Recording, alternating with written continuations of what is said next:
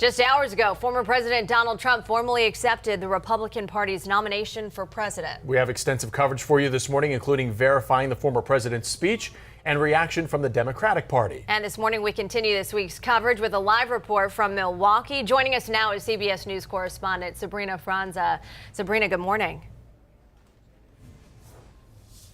Good morning, Jameson. Caitlin, the first part of the former president's acceptance speech was reflective, thinking back to the assassination attempt last weekend. The second half, we heard a little bit more from traditional Trump. In a speech he wrote himself.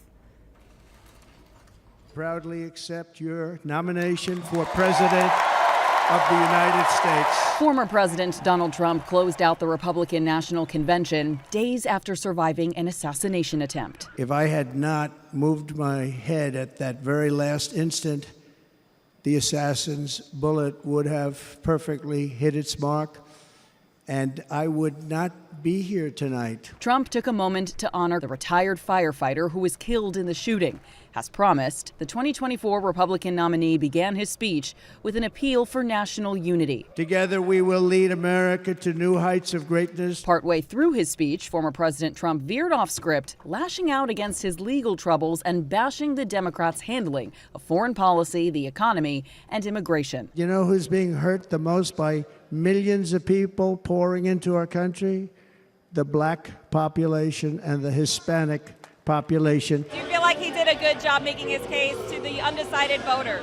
Of course. You can't say anything negative about him. He was fabulous. Trump's family, including former First Lady Melania Trump and his daughter Ivanka, were there in a show of support. The final night of the RNC also brought some star power with this rousing speech from former pro wrestler Hulk Hogan. Let Trumpomania run wild, brother!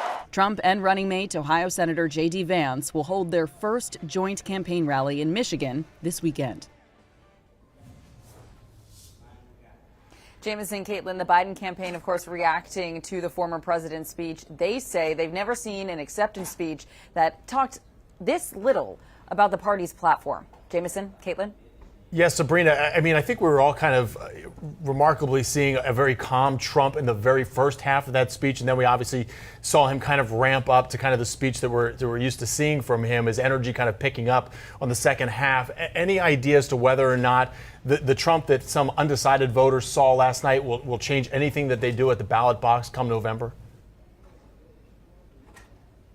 I think there's still so much to be decided about we have the Republican ticket set. The Democratic Party is still going back and forth about what they think should happen to that ticket. We, of course, know that there's been some talk about the current president possibly stepping down.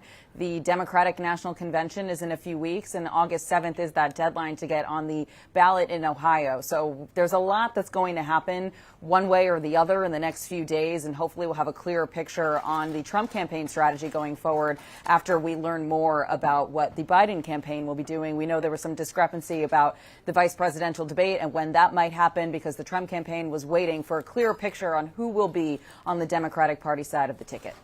All right, a lot of questions to answer there. Sabrina Franza, thank you very much. Republicans very inspired and pleased in what they heard from Mr. Trump last night. On the flip side of that, a statement from the final night of the RNC, the head of the Democratic National Convention, Jamie Harrison, says Trump, quote, doesn't care about working families. He only cares about himself. In Trump's Republican Party, there's only space for unquestioning loyalists who will put him above our democracy, above our freedoms, and above working families, end quote there.